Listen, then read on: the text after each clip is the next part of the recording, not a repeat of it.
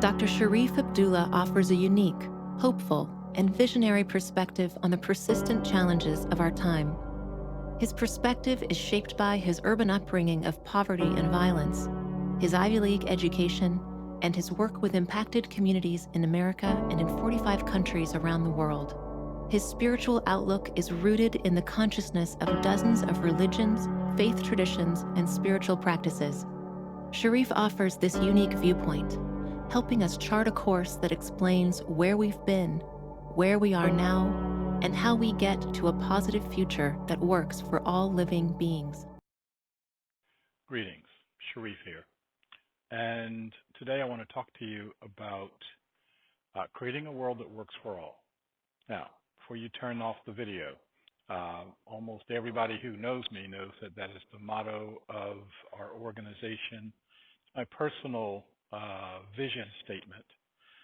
Sitting here on my button, I have a book by the title, and everyone kind of listens to that and says, oh, that's really good. It's one of those motherhood and apple pie things. And if you don't think about the motherhood and don't think about the apple pie, you just get a nice warm feeling inside and then you keep going. I'm suggesting to you that there's something else here. That this is a very deep, meaningful, and in some ways perhaps maybe even impossible goal. That we're talking about creating a world in which all humans belong. We're talking about creating a world in which all non-humans, all living beings belong. And not as an afterthought, not as something, oh, we're going to stick this over in a park somewhere. That we all belong, and we all belong true to who we are, true to our nature, true to what is our highest calling, true to all of the challenges that we're facing.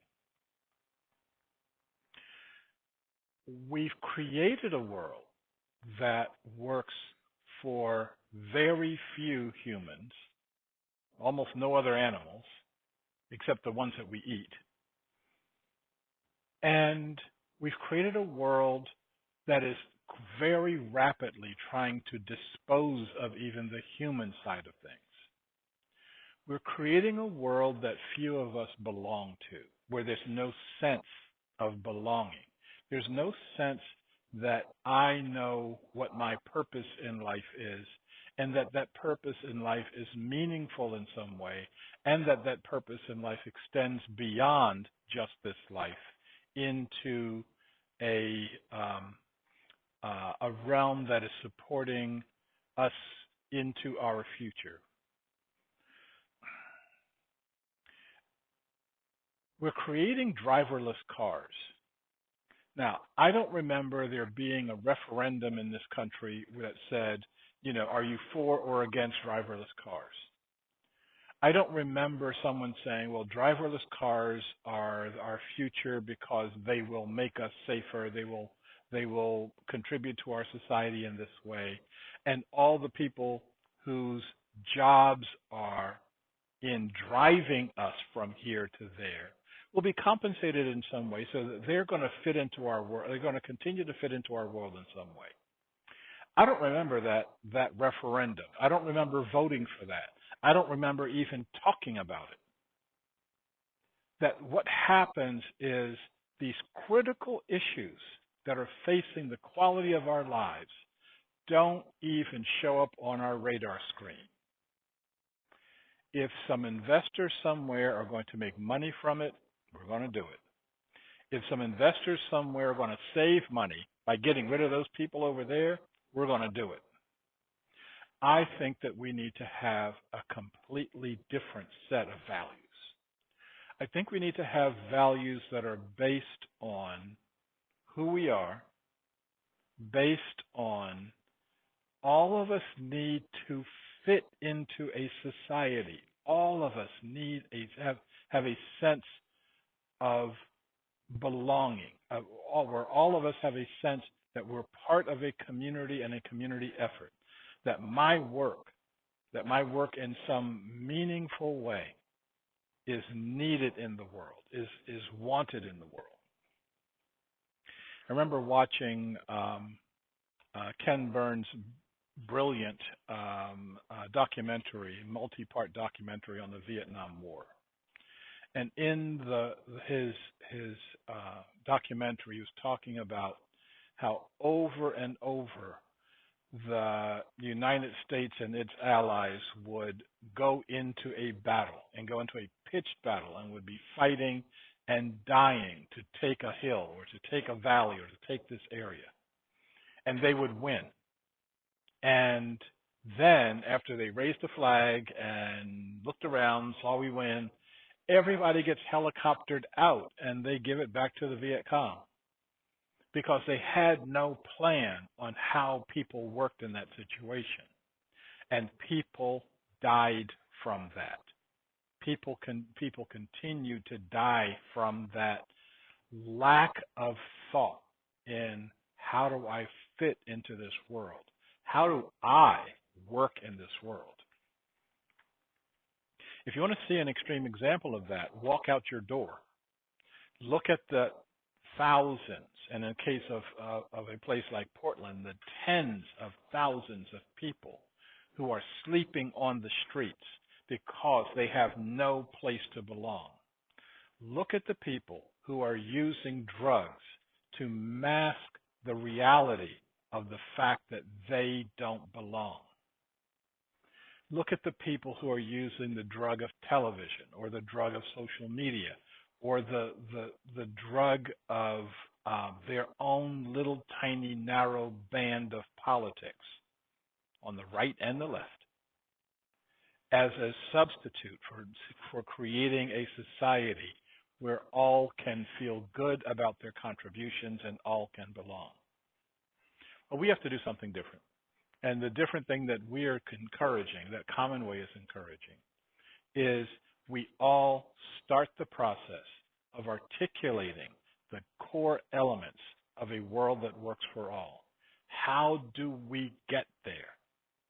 How do we get to the world that actually answers the highest ideals that lie in our heart? How do we get to that world with the practical knowledge of what exists right now and is available for us right now as we look at our world? We're the ones that have the opportunity to do this. You don't use that opportunity by going to sleep. You don't use that opportunity by turning the volume up on the television. We're going to have to talk directly to each other. No media involved.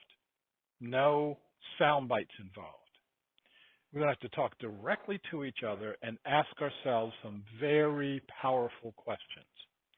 You know, what will bring our lives into alignment with each other?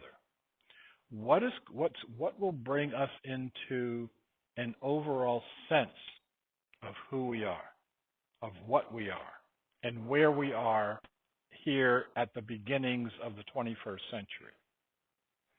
What will change our consciousness? I don't mean what's going to change their consciousness, those people over there.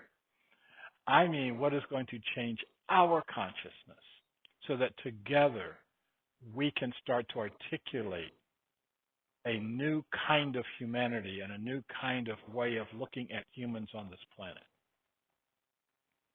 So in the next few weeks or months, we will be beginning a process where we, all of us, regardless of our backgrounds, can start the process of talking about this future, talking about a future that literally works for all. I hope you get involved in this. This is the thing that will be 20 years from now, 40 years from now. We'll look at this as the start of the thing that pulled us back from the brink, the start of the thing that changed our direction from the way we've been going to where we need to get to. I I hate using the word faith because it brings up a lot of religious connotations that I don't want to make right now. But I have the knowledge and the certainty that lies in my heart that this is the way that we go, and this is the way that we succeed, and this is the way that all of us, every single one of us, can participate. I hope you get involved. Thank you. Bye. You are invited to participate in the discussions and activities that will define a positive future for all. We are at the cusp of the expansion of our human consciousness, beyond the limitations of our past. Together, we can envision a world that embraces our human potential. Together, we can create a world that can truly work for all living beings.